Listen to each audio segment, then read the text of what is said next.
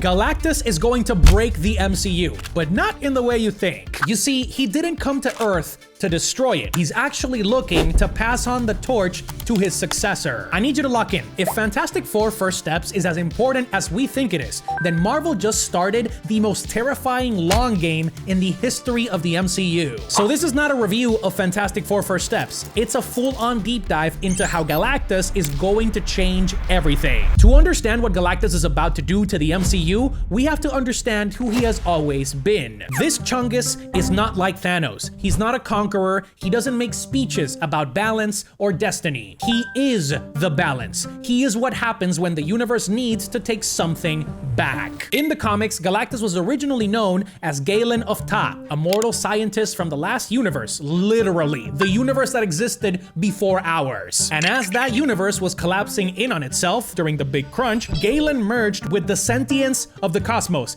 Basically, a really overcomplicated way of saying that it's an entity who feeds on the energy of worlds, not out of evil, but out of survival. That's the paradox that has always made Galactus so damn compelling. He devours planets not because he's evil, but because that's the function that he was reborn to serve. In the same way that death is necessary for life to continue, IRL, Galactus is feeding to keep the cosmic balance of the Marvel Universe intact. But you see, that's always been the secret. Galactus wasn't ever evil. He's tired, ancient, trapped in a cycle that he never even asked for. And Marvel has been using that ambiguity to turn him into one of the most badass villains that we have ever received. He's depicted as less of a monster and more of a celestial, weary colossus. He doesn't rage, he doesn't bitch at the Fantastic Four for getting in the middle of his plans. He's just searching endlessly for somebody to break his chains. Now, let's talk about the version of Galactus that we were just introduced to and how visually and emotionally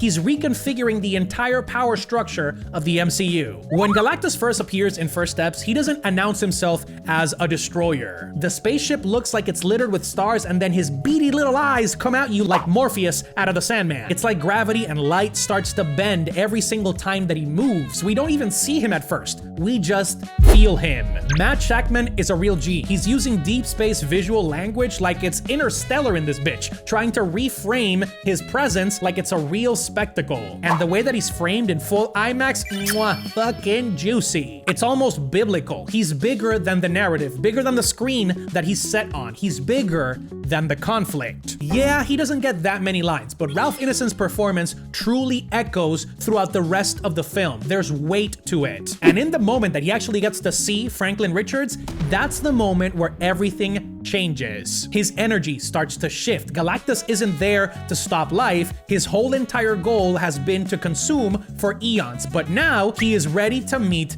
his equal. It brings us straight to Franklin. Look, this little blonde munchkin could get a full video by himself, and he will, because he's a living, breathing time bomb. By age 10, this dude was creating pocket universes in his bedroom. Franklin is not just the son of Reed Richards and Sue Storm. He is an Omega level mutant that's capable of creating entire universes from his imagination like that. As a matter of fact, he is so powerful, in the comics, Galactus is afraid of him, and he actually revived the Chungus at one point to serve him as his own personal herald. But in First Steps, his origins are tweaked a little bit, and for good reason. Franklin is born during Galactus's arrival, not born into chaos, born because of it. Think of it like a cosmic baptism. Galactus is not trying to John Wick the boy, he's actually trying to accelerate the birth because he wants him to take his place. This reframes everything that we know about the villain, because Galactus didn't come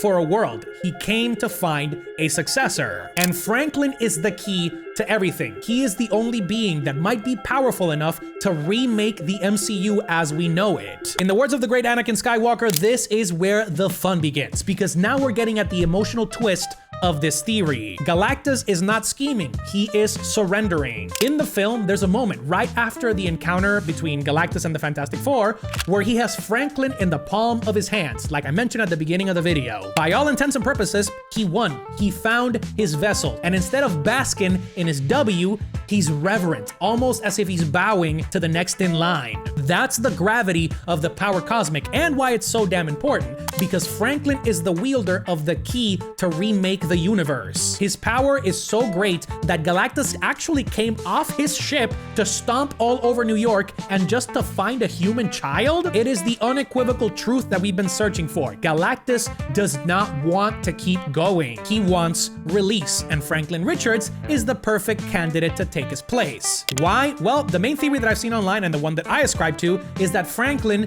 is pure. He has no wars behind him, no sins, no agenda, no ego. He hasn't made the mistake that Dr. Doom had in the past, thinking that he's the center of the universe. He is not a being that is obsessed with the idea of becoming a god, and yet he is one. But that right there is the dilemma. What happens when somebody who has never made a single choice in their life is given the power to reshape reality? Galactus isn't just handing off a regular job at Walmart to a toddler. He is literally transferring a curse to him. That's exactly what makes Galactus so dangerous. Not because he's willing to square up against all the Avengers, but because he doesn't want to. Let's be brutally honest. There's nothing in the MCU so far that has prepared us for this. The Avengers have stopped alien invasions before. Wanda rewrote an entire town. Kang threatened all the timelines for exactly one movie, R.I.P. But Franklin Richards is not the antagonist. He's not even a threat to anybody at this point. He is an accident of cosmic scale. He bends the rules of the universe just by existing. In the comics, it actually takes Reed decades to even begin to understand how his son's mind works, let alone the implications of his powers. He's not just a superpowered baby like Jack Jack. He is a walking singularity with emotional needs. In First Steps, there's a sequence where Franklin touches his mother after she makes the ultimate sacrifice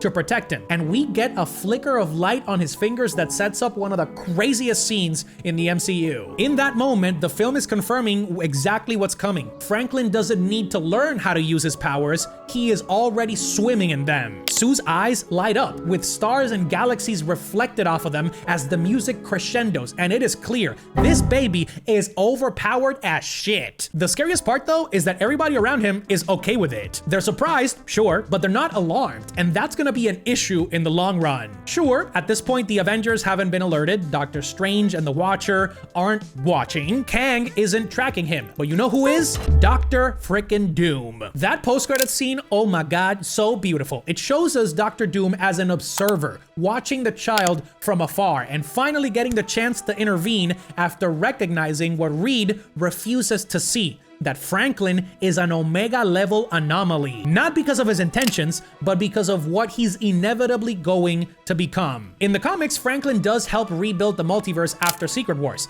but the MCU is setting up a much more sinister intervention. Let me cook, okay? I need you to lock in. Franklin may be the cause for the full reset of the MCU. Now we're getting to the juicy stuff, because Galactus doesn't think in timelines. He thinks in eras. In First Steps, the implication is that this isn't his first attempt to find a successor. It's just the first time that it's actually working. That's why his disappearance at the end of the film felt so ominous. He doesn't just take an L and get John Wicked. He's thrown into a singularity with the Surfer after she betrays him, but you know for damn sure that he's coming back. It's just a momentary setback. In reality, he's just retreating, like a chess player who already made the first move that's gonna end the game 3 turns from now. And when Avengers Doomsday hits, yeah, we might see Galactus return, not to destroy the world, but to test Franklin. Because the real threat is not Kang, and it's not even Dr. Doom. It's the collapse of cosmic balance